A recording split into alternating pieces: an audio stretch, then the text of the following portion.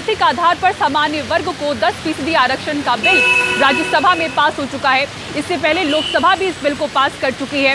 शुरुआत में बहस के दौरान विपक्ष के हंगामे की वजह से 2 बार राज्यसभा की कार्यवाही स्थगित करनी पड़ी थी।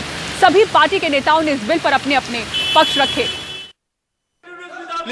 सामान्य वर्ग के आर्थिक रूप से पिछड़े लोगों को एडमिशन और जॉब्स में 10% आरक्षण देने के लिए तैयार कॉन्स्टिट्यूशन अमेंडमेंट बिल पर जिस समय राज्यसभा में चर्चा चल रही थी, प्रधानमंत्री मोदी ने एक चुनावी सभा में इस मुद्दे पर अपना पहला बयान दिया।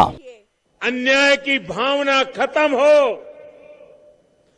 गरीब भले ही वो किसी भी क्षेत्र का हो, उसे विकास का पूरा लाभ मिले, अवसरों में प्राथमिकता मिले।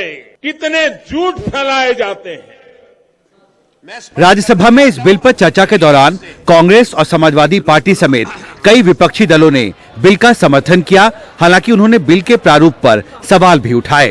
कांग्रेस पार्टी पक्ष में है, इस पे राजनीति है, चुनाव है, हम भी समझते हैं, आप भी जानते हैं। यहाँ बालक तो नहीं बैठे, सब लोग राजनीति करते हैं, आप ही राजनीति कर रहे हैं। सच्चर कमेटी ने जब ये कहा कि मुस्लिम्स की स्थिति हिंदुस्तान में दलितों से भी बदतर है, तो जब दलितों को आरक्षण उनकी आबादी के अनुसार है, तो इस दृष्टि से हमने मांग की थी कि मुसलमानों को ही उसी आधार पर आरक्षण दिया जाना चाहिए।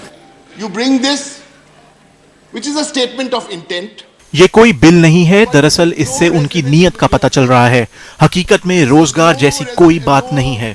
नौजवान, गरीबों और आम आदमियों के लिए ये बिल धोखा है। Bill is a धोखा। एआईएडीएमके, डीएमके और आरजेडी ने बिल का विरोध किया।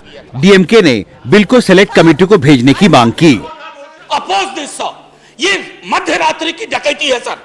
ओबीसी की हिस्सेदारी पे चुप हुई है, शेड्यूल कास्ट की आबादी के हिसाब से चुप हुई है। आप पॉइंट ऑफ ऑर्डर बताएं। पॉइंट ऑफ ऑर्डर कहा सर? प्लीज, आप बेसिक स्ट्रक्चर के साथ छेड़छाड़ हो रही है sir. The bill is passed by the required majority. Open कर दीजिए। लॉबीज ओपन कर। राज्यसभा की मंजूरी के साथ ही अब इस राजनीतिक तौर पर महत्वपूर्ण विधेयक को देश में लागू करने का रास्ता साफ हो गया है। लोकसभा चुनाव से पहले लाए गए इस विधेयक पर राज्यसभा में विपक्ष की तरफ से कई अहम सवाल उठाए गए। सबसे महत्वपूर्ण सवाल ये कि क्या सरकार ने इस महत्वपूर्ण विधेयक को लाने से पहले सामान्य वर्ग में आर्थिक तौर पर पिछड़े लोगों के बारे में जरूरी डाटा या जानकारी इकट्ठा की थी, और 10% का कोटा और 8 लाख की सीमा को तय करने का आधार क्या है। संसद भवन से कैमरामैन शशिकांत के साथ हिमांशु शेखर, एनडीटीवी इंडिया।